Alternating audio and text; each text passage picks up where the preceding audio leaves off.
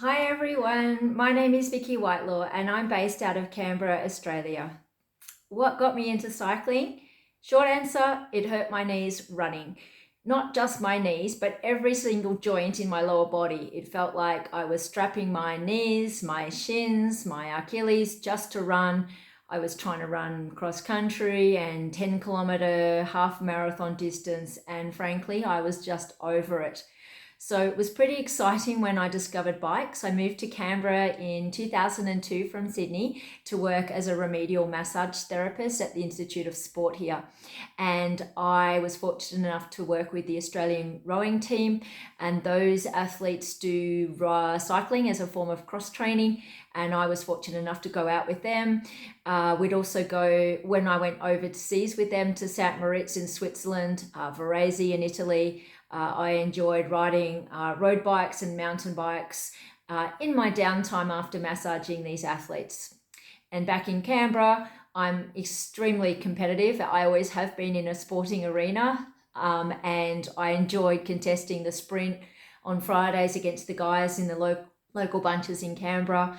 And as an older female, starting in at 28, I did have some challenges. The support networks weren't as available as for the junior athletes where I was based, and so I really had to prove my worth and my strengths by racing, putting a lot of money and finances and resources into this. And thanks to my amazing husband, I managed to get onto the AIS team, which was based over in Varese in Italy, and got to ride the world tour, got to enjoy the amazing sights of Italy. I love everything about Italy and cycling. And then on that, I was on a couple of professional teams over the next 5 years. And that was my entry into cycling. And I sometimes have to pinch myself that that was the experience that I had, so many great people and experiences. What does riding mean to me now? I'm 100% inside now. It fits my lifestyle, the business that I run, my family commitments, and it's just quite easy for me just to get up each morning and do my routine and hop on my bike and ride on Zwift. I started 10 years ago on Zwift, and it was to save my sanity. I had a newborn who cried a lot, and I cried a lot too. So buying a smart trainer and riding during her nap time was great for my mental health, and probably saved me from what was probably postnatal depression. It really gave me that athlete feeling again, having only just retired a year prior. I was competitive. It allowed me to use my brain and my body and feel independent again, aside from bringing up a little one.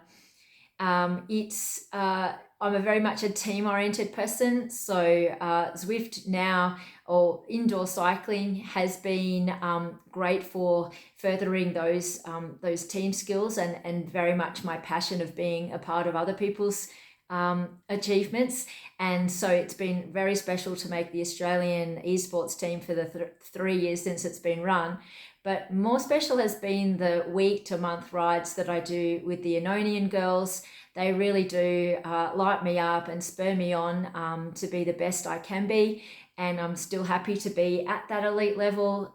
Again, I'm not getting any younger, but I feel like I still have those marginal gains to make. And if it wasn't for an Aeonian team, just such a supportive group to bounce ideas off. We're performance oriented, which is me, but we're also just great mates, and we've just never met each other yet in the physical world. But I'm hoping that that one day can happen.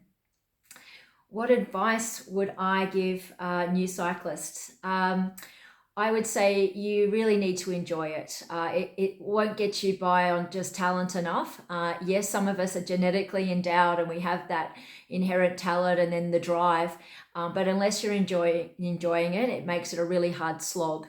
And that was really the reason why I chose to retire from the professional ranks, because I was looking for external stimuli to keep me going, a new training partner, new equipment, a new training method. And I was grappling, and essentially I had lost that fire and then that enjoyment, and it was time to hang up the bike for that phase. And so it has to be done for you, and have that internal enjoyment factor, not for family, not for friends, not for anyone else. It really does.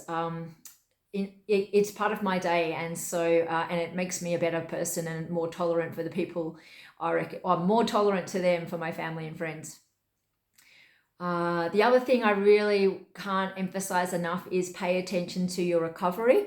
The thing about something like Zwift or and esports is that we can enjoy it so much, we just want more and more of those feel good hormones and those things that really, light us up.